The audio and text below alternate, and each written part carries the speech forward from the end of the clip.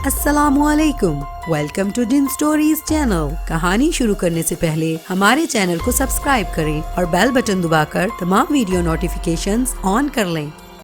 پہلی 6 کہانیاں ختم ہو چکی تھی۔ آخری باب میرے سامنے کھلا پڑا تھا، مگر نہ جانے کیوں نیچے دیکھنے کی ہمت نہیں ہو رہی تھی۔ یہ سب لوگ جو اس کتاب کا کردار بنے تھے، یہ کون تھے؟ کہیں انہوں نے بھی یہ کتاب تو نہیں پڑھی تھی؟ کہیں کتاب پڑھنے کے بعد وہ اس کا حصہ تو نہیں بنے؟ کہیں میرا حال بھی ان جیسا تو نہ ہوگا؟ نہیں، میں ان میں نہیں ٹھہرایا جاؤں گا۔ میں نے تو آج تک ایسا کوئی کام ہی نہیں کیا۔ نہ ہی عائشہ کی طرح مجھ میں اچھائی تھی، نہ ہی باقیوں کی طرح میں نے کسی سے اس قدر برائی کی تھی۔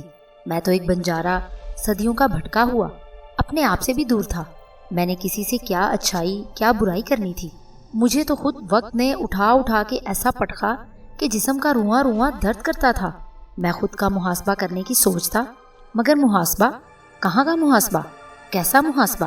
محاسبہ تو اس کا ہوتا ہے جس نے اپنی زندگی خود جی ہو۔ میں تو عام انسان کی طرح زندگی بھر دوسروں کی زندگیاں جیتا آیا تھا۔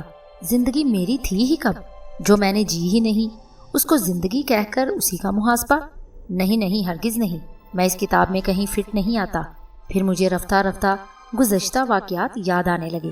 کس کے ساتھ میں نے برا کیا، کس نے میرے ساتھ برا کیا؟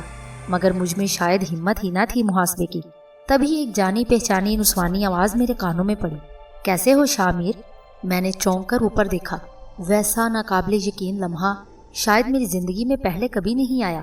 میں نے آنکھیں رگڑنا شروع کر دیں، کہیں میرا لاشعور میرے محاسبے پر نہ تل گیا ہو۔ مجھے دیکھ کر حیران ہو رہے ہو شامی؟ کیوں؟ سوچا نہیں تھا نا کہ کبھی ایسا بھی ہوگا؟ ہاں، وہی تھی، وہی شیریں لہجے کا ٹھہراؤ۔ میں کچھ بولنے کی حالت میں نہ تھا۔ میں تو سمجھی تھی کہ زندگی عجیب ہے، موت تو اس سے بڑھ کر کٹھن ہے شامی۔ وہ مجھ سے مخاطب تھی، بالکل ویسے جیسے آج سے برسوں پہلے، کوئی گہری بات کرتے ہوئے، آسمانوں کی طرف تکنا جیسے وہاں جواب لکھا ہو، مگر اسے کبھی جواب ملا ہی نہیں تھا۔ یہی تو ہوتا آیا ہے ہم جیسوں کے ساتھ، ہمارے سوالوں کا جواب ہی نہیں ہوتا۔ شامی، کیوں کیا تھا ایسا؟ مجھے جاننے کے دعوے کرتے تھے تم، اتنا بھی نہ جان پائے کہ میری آخری امید تم تھے۔ انسان امید کے سہارے جیتا ہے، تم ہی کہتے تھے نا؟ جب امید ہی ختم ہو گئی میری تو میں کیسے جی پاتی بھلا؟ میرا دل چاہ رہا تھا وہاں سے بھاگ جاؤں، اس کی پرچھائی سے کہیں دور، کیونکہ ایسا ہی تو کرتا آیا تھا میں، زندگی بھر اس سے بھاگتا رہا۔ جانتے ہو، جس وقت تم چپ چاپ چلے گئے تھے تب مجھ پر زندگی کس قدر بھاری پڑ گئی۔ جانتے ہو، تمہارے جانے کے بعد میں بھی چلی گئی تھی، یونیورسٹی سے نہیں، دنیا سے۔ خیر، تم کیا جانو، تم تو محض بھاگنا جانتے ہو، ہے نا؟ میرے سامنے آج سے 5 برس پہلے کے وہ تمام مناظر فلم کی مانند چلنے لگے۔ یونیورسٹی کی چہل پہل، وہ پہلا دن، انٹروڈکشن، جب اس نے اپنا نام لیا تھا۔ میرا نام المز ہے۔ شاید ہم سب وہ نام پہلی بار سن رہے تھے، مگر اس نے مطلب بتانے سے انکار کر دیا تھا، کیونکہ اس کے خیال میں وہ المز نہ تھی۔ نہ جانے کیوں وہ المز ہوتے بھی المز نہ تھی۔ پھر وقت گزرتا گیا، اس کے اور میرے نظریات میں مماثلت ہم دونوں کو قریب لاتی گئی۔ جلد ہی ہم دونوں ہر جگہ ساتھ دیکھے جانے لگے۔ لوگ نہ جانے کیا کیا سمجھنے لگے، مگر حقیقت تو یہ تھی کہ نہ اسے میرے چہرے سے کوئی غرض تھی، نہ مجھے اس کی خوبصورتی سے۔ ہم تو بس اپنے اپنے افکار کی وجہ سے ساتھ چلتے تھے۔ وہ دنیا میں سرحدوں کا خاتمہ چاہتی تھی، میں بھی۔ وہ تمام انسانوں کو ایک دیکھنا چاہتی تھی، میں بھی۔ وہ ذات پات، رنگ، نسل، زبان، مذہب، فرقوں کی بنا پر انسانی تقسیم کے خلاف تھی، میں بھی۔ غرض ہم دونوں خوابوں کی دنیا کے باسی تھے۔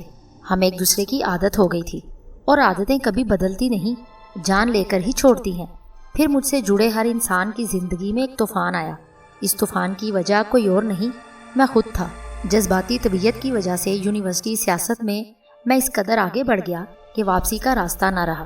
تنظیموں کے درمیان گھمسان کارن پڑا، 2 اسٹوڈنٹس مارے گئے، کئی زخمی ہوئے، املاک کو نقصان پہنچا، میرے خلاف مقدمات بنے، جیل پہنچا۔ طاقتور سیاسی قوتوں نے میرے والدین کو تھانے کچہری کے چکر لگوائے۔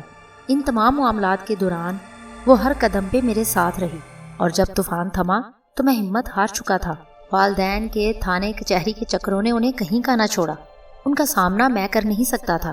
یونیورسٹی سے ایکسپیل کروا دیا گیا۔ المز سے میری آخری ملاقات تھانے کے باہر ہوئی، جب وہ میری رہائی پر جوش و خروش سے مجھے لینے آئی۔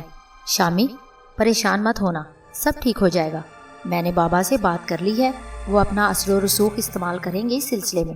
وہ انتہائی فکر مندانہ انداز میں مجھے تسلیاں دیتی جا رہی تھی اور میں بس سر ہلاتا جا رہا تھا۔ اچھا اب جا کے سکون سے سو جانا، زیادہ مت سوچنا، اور ہاں صبح ہوتے ہی میں کال کروں گی، اٹینڈ لازمی کرنا، اوکے؟ اس نے نصیحت کی۔ اوکے، یہ ہماری آخری ملاقات تھی، مگر یہ بات صرف میں جانتا تھا۔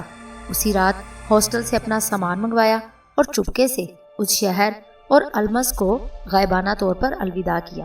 ماضی کی تلخ یادیں ایک بار پھر ماحول میں تلخی گھولنے لگیں۔ میں مزید کچھ نہیں سوچ سکتا تھا، چپ چاپ اسے دیکھتا جا رہا تھا۔ شامی، جانتے ہو مجھ پر سب سے بڑا الزام کیا لگا تمہارے جانے کے بعد؟ یہ کہ میں نے خودکشی کی تھی۔ وہ خودکشی تو نہ تھی، وہ تو ہارٹ اٹیک تھا، وہ تو قتل تھا، میرا، میری امیدوں کا، میرے خوابوں کا اور میرے حوصلوں کا۔ اس کی ہر بات میرے ضمیر، میرے دل پر ایک چوٹ تھی۔ میں بہت کچھ کہنا چاہتا تھا، معافی مانگنا چاہتا تھا، مگر شاید وقت گزر چکا تھا۔ یہ سزا جو پچھلے 5 سال سے میں بھگت رہا تھا، زندگی بھر بھگتنی تھی۔ تم مرد ہو کر بھی ہمت ہار گئے تھے، میں تو پھر ایک لڑکی تھی، ٹوٹی بکھری، حساس۔ میں کب تک برداشت کرتی؟ تم نے پل بھر بھی نہ سوچا، تم بھاگ گئے، میں پیچھے رہ گئی۔ میری ساری دعائیں، ساری محنتیں، ساری تہجدیں رائے گاں گئی۔ میں چہرہ ہاتھوں پہ ٹکائے بیٹھا رہا، میری آنکھوں سے آنسو برس برس کے ہاتھوں کو گیلا کر رہے تھے۔ کاش المز میں کچھ کہہ پاتا، کچھ بول پاتا۔ شامی، جاؤ، معاف کیا تمہیں، اب فیصلہ کرنا کہ تمہاری کہانی ماضی کی محتاج رہے گی یا پھر تعمیر نو کی نوید ہوگی۔ جاؤ، اپنے ٹوٹے بکھرے نامکمل خوابوں کی کرچیوں پر کھڑی المز تمہیں معاف کرتی ہے۔ نہیں، مجھے معاف مت کرو۔ جانتے ہو میں المز ہوتے بھی المز کیوں نہ تھی؟ کیونکہ المز کا مطلب ہے خوشنما، دیدہ زیب۔ نہ تو میں کبھی خوشنما رہی، نہ ہی دیدہ زیب، اس لیے میں المز نہ تھی۔ اس کے یہ الفاظ بجلی بن کر مجھ پر گرے۔ میں نے چونک کر اوپر دیکھا، وہ جا چکی تھی۔ دیدہ زیب، خوشنما، المز جا چکی تھی۔ میں اس کا مجرم تھا۔ کافی دیر یوں ہی چپ چاپ رونے کے بعد میں نے بالآخر کتاب کی طرف نظر دوڑائی، ٹائٹل المز، لیکن صفحے خالی تھے۔ میں سمجھ گیا کہ اب مجھے دوسروں کی زندگی کو المز بنانا ہے۔ میں نے فون اٹھایا اور برسوں بعد گھر کا نمبر ملایا۔